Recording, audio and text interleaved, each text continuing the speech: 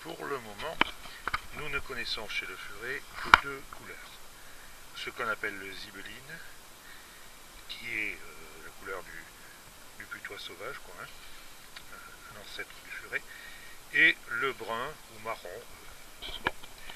Ensuite, et je veux parler de ce qu'on appelle la mutation silver. La mutation silver est, à mon avis, très mal nommée, parce que silver en anglais ça veut dire argenté.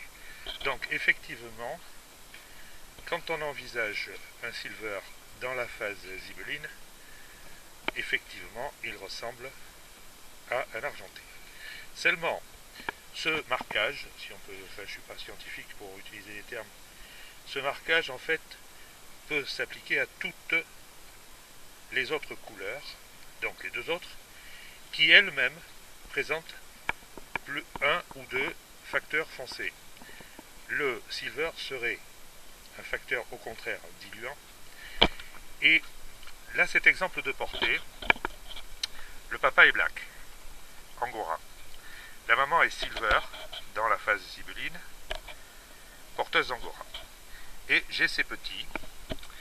Donc, ceux qui ressemblent à des blacks pour le moment sont des silver en fait, qui vont éclaircir beaucoup. La couleur va être diluée. Celui-ci ne sera pas black. Alors que pour le moment, effectivement, il est black, mais silver. Ensuite, nous avons des couleurs très diluées, comme cette petite femelle, qui elle est dans la phase zibeline, et qui finira ce qu'on appelle dew. Dew, dark eyes white, en français, bif, blanc aux yeux foncés. Elle est dans la phase zibeline, mais son frère, que vous voyez, je ne sais pas si ça va bien apparaître sur l'image, lui, il est dans la phase brune. Une fois adultes, ils seront blancs, hein, donc la différence, on ne la verra pas, mais ils ne sont pas dans la même phase.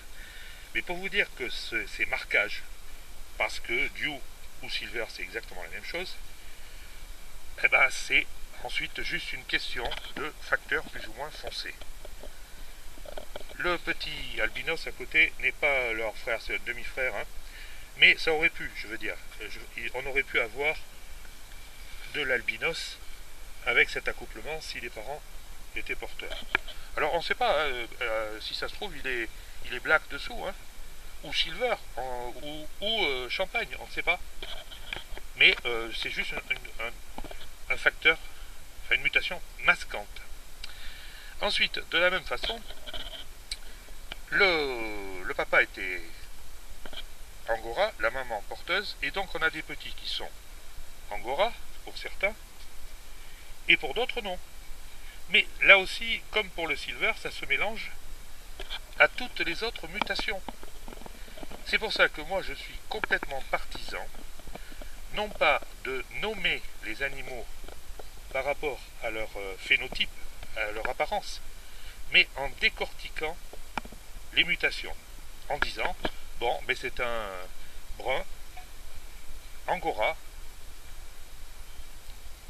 et silver, mais c'est pas le bon terme. Il faudra qu'on trouve un autre terme. C'est-à-dire que c'est dilué. Voilà, c'est mon point de vue, et je voudrais le partager. Je pense avoir un petit peu expliqué, excusez-moi si c'est un peu confus. Je ne suis pas scientifique. A bientôt, c'est Nicolas Coutouzis, le fou furieux, furet, furibar.